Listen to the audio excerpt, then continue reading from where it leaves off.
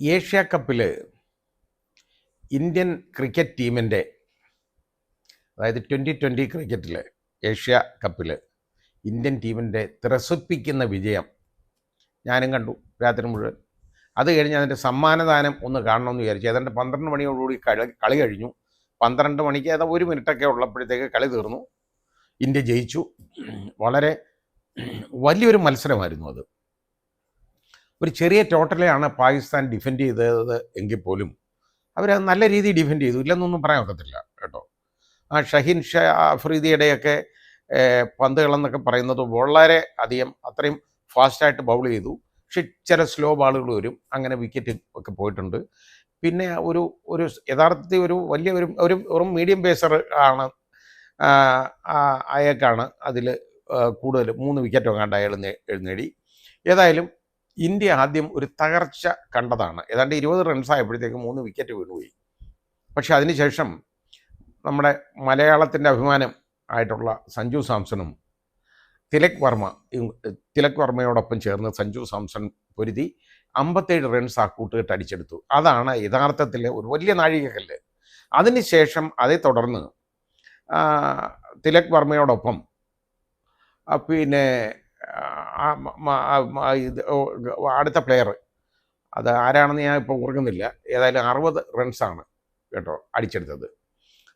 അത് ഏതായാലും ശരി, വളരെ വലിയൊരു പോരാട്ടമാണ് ഇന്ത്യ കാഴ്ചവെച്ചത്. കാരണം പിന്നെ അത് കഴിഞ്ഞതിന് ശേഷം അവസാനം ഒരൊറ്റ ബോളിൽ 1 റൺ മതിയായിരുന്നപ്പോൾ ഒരു വിക്കറ്റ് വീണുപോയി. അപ്പോൾ റിങ്കു സിംഗ് ആണ് അതിലേക്ക് അവിടെ വന്നത്. റിങ്കു സിംഗ് വന്ന് തിലക് വർമ്മയോടൊപ്പം നിന്ന് അവസാനത്തെ ഒരൊറ്റ ബോൾ അടിച്ചു വിട്ടതും ഒരു ബൗണ്ടറിയാണ്. ആ രീതിയിലാണ് ഈ ഈ ഈ ഈ മത്സരം ഇന്ത്യ ജയിക്കുന്നത് കേട്ടോ. 5 വിക്കറ്റിന് ഇന്ത്യ ജയിച്ചു. ഇത് കഴിഞ്ഞതിന് ശേഷം ഉണ്ടായതാണ്, ഞാനിത് കാത്തിരുന്നു ഇതിൻ്റെ സമ്മാനദാനം ഒന്ന് കാണാൻ. കാരണം ഇന്ത്യ വിജയിച്ചതാണ്, അവർ ട്രോഫി വാങ്ങിക്കുന്ന കാണാൻ വളരെ വലിയ ആഗ്രഹം ഉണ്ടായിരുന്നു. പക്ഷേ അത് കാണാൻ പറ്റിയില്ല. കാരണം ഞാൻ ഏതാണ്ട് 1 മണിക്കൂറോളം കാത്തിരുന്നു. അത് കഴിഞ്ഞിട്ട് പിന്നെ ഞാൻ TV ഓഫ് ചെയ്തിട്ട് ഞാൻ പോയി കിടന്നുറങ്ങി. അപ്പോൾ അപ്പോഴേ എനിക്ക് മനസ്സിലായി എന്തോ പ്രശ്നം അവിടെ നടക്കുന്നു എന്ന് മനസ്സിലായി. അതിൻ്റെ കാരണം ഉണ്ടായത് ACC, അതായത് ഏഷ്യൻ ക്രിക്കറ്റ് ഇതിൻ്റെ കപ്പ്, ഏഷ്യ കപ്പ് ക്രിക്കറ്റിൻ്റെ അതിൻ്റെ മേധാവിയായിട്ടിരിക്കുന്നത് ഒരു പാക് മന്ത്രിയാണ്. മോഹ്സിൻ നഖ്വി എന്ന് പറയുന്ന പാകിസ്ഥാൻ മന്ത്രിയാണ്. ഈ പാകിസ്ഥാൻ മന്ത്രി കുറേ നാളായിട്ട് ഇന്ത്യൻ ടീമിനെ ഒരുപാട് അധിക്ഷേപിക്കുന്നുണ്ട്. അങ്ങനെ അയാൾ കയ്യിൽ നിന്ന് ട്രോഫി വാങ്ങിക്കണം. അപ്പോൾ യഥാർത്ഥത്തിൽ ഇന്ത്യൻ താരങ്ങൾ അതിന് തയ്യാറായില്ല. സൂര്യകുമാർ തയ്യാറായില്ല. ഇയാളുടെ ഇന്ന് ട്രോഫി വാങ്ങിക്കാൻ സമ്മതമല്ല എന്ന് പറഞ്ഞു. ബാക്കി താരങ്ങൾക്കുള്ള അവാർഡുകളുണ്ട് കേട്ടോ, അത് നഖ്വി അല്ല കൊടുക്കേണ്ടത്. അതുകൊണ്ട് മറ്റാളുകളായതുകൊണ്ട് അവരുടെ കയ്യിൽ നിന്ന് അതും താരങ്ങളുടെ മാത്രം അവാർഡ് വാങ്ങിച്ചു. ഇയാൾ ഇയാൾ ഈ ട്രോഫിയും കൊണ്ട് നേരെ പാകിസ്ഥാനിൽ പോയി. അപ്പോൾ ഏഷ്യ കപ്പ് ട്രോഫി കിട്ടേണ്ടത് ഇന്ത്യക്കാണ്. ഇതുകൊണ്ട് ഇയാളങ്ങ് പാകിസ്ഥാനിൽ പോയിട്ടുണ്ട്. ഏറ്റവും വലിയ തെറ്റാണ്. ICC ഇതിനകത്ത് നിർബന്ധമായിട്ട് ഇടപെടേണ്ടതാണ്. BCCI അതിന് പരാതിയും കൊടുത്തിട്ടുണ്ട്, കംപ്ലൈൻറ്റും കൊടുത്തിട്ടുണ്ട്. കാരണം ഇയാൾ ഈ ചെയ്ത പണി, ഇയാളുടെ കയ്യിൽ നിന്ന് ട്രോഫി വാങ്ങിക്കുന്നില്ല എന്ന് പറഞ്ഞത് ഒരിക്കലും ഒരു തെറ്റായിട്ട് കാണാൻ ഒക്കത്തില്ല. കാരണം ഈ സാധാരണഗതിയിൽ ഈ ടോസിൻ്റെ സമയത്ത് പോലും ഈ വരുന്നതെന്ന് പറഞ്ഞാൽ ഒരു കമൻറ്റേറ്റർ അവിടെ വരാറുണ്ട്. അത് കൂടുതൽ പ്രാവശ്യവും വരുന്നത് ഇവിടെ രവിശാസ്ത്രിയാണ്. വളരെ ഏറ്റവും വലിയ ഒരു പ്ലെയറായിരുന്നു. ഒരുപാട് അവാർഡുകളൊക്കെ വാരിക്കൂട്ടിയിട്ടുള്ള ഒരു ക്രിക്കറ്റ് പ്ലെയർ ആയിരുന്നു അദ്ദേഹം. നല്ല കമൻറ്റേറ്ററാണ്, ബെസ്റ്റ് കമൻറ്റേറ്റർ ഇതിനകത്തുള്ളത്. കാരണം ആരും പക്ഷം പിടിച്ചൊന്നും അദ്ദേഹം പറയാറില്ല, ആ രീതിയിലാണ്. അങ്ങനെയുള്ളപ്പോൾ അപ്പം രവിശാസ്ത്രി ചെല്ലും. അപ്പം നിഷ്പക്ഷനായ ഒരാളും കൂടെ വേണമെന്ന് പാകിസ്ഥാൻ ടീം ആവശ്യപ്പെട്ടു. അപ്പോൾ രവിശാസ്ത്രി നിഷ്പക്ഷനല്ല എന്നുള്ളതാണ് പറഞ്ഞത്. രവിശാസ്ത്രി എന്തുകൊണ്ട് നിഷ്പക്ഷത കാണിച്ചില്ല എന്നുള്ളത് ഇവർക്ക് പറയാനൊക്കത്തില്ല. കാരണം രവിശാസ്ത്രിയുടെ കമൻ്ററി ഒന്നും ഒരിക്കലും ഒരു പക്ഷം പിടിച്ചുകൊണ്ടുള്ളതല്ല. വളരെ സ്പോർട്സ്മാൻ സ്പിരിറ്റോടുകൂടി മാത്രം സംസാരിക്കുന്നത്.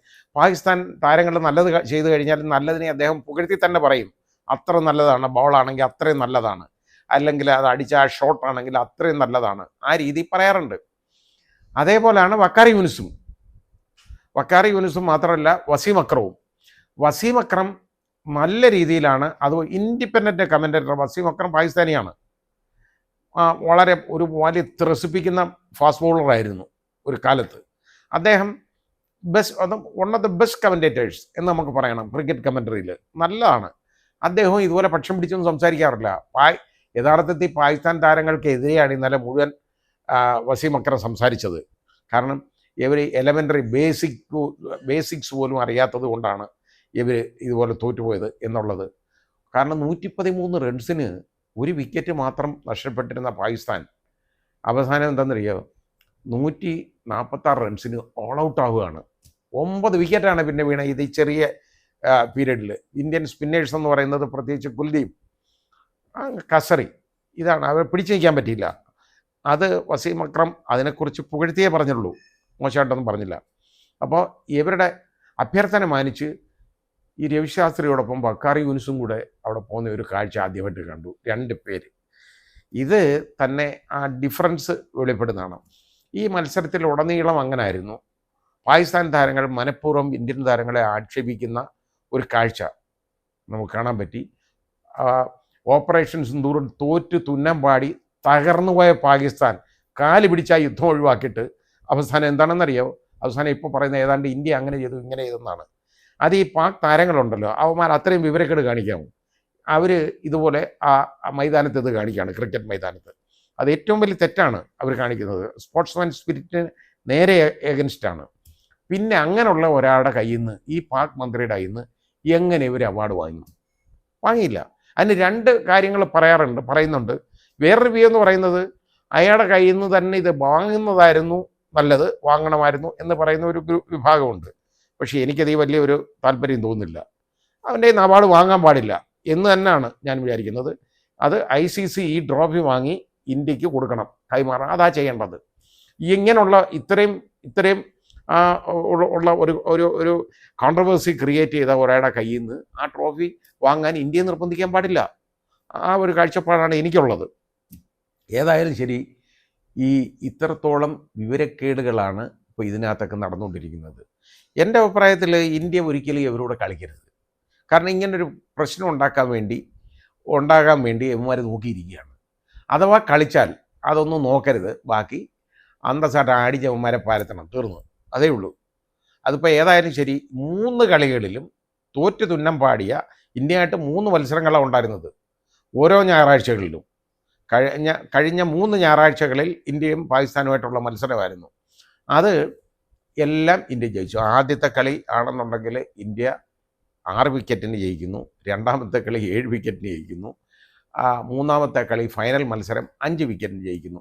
ഇത്രയും തോറ്റ് തുന്നം പാടിയിട്ട് ഇവന്മാർക്ക് നിലം തൊടാനൊക്കാതെ പോയതിന് ശേഷം ആണ് ഇതേപോലുള്ള വൃത്തികേടുകളിലൂടെ കാണിക്കുന്നത്. അയാളുടെ കയ്യിൽ നിന്ന് ട്രോഫി വാങ്ങണം എന്ന് നിർബന്ധിക്കാൻ പറ്റുമോ ഇന്ത്യയെ? പറ്റത്തില്ല. വാങ്ങാതിരുന്ന നടപടി ശരിയെന്ന് തന്നെയാണ് എനിക്ക് തോന്നുന്നത്. ICC ഈ കാര്യത്തിൽ, ഇങ്ങനെയുള്ള കാര്യത്തിൽ ഇടപെടണം.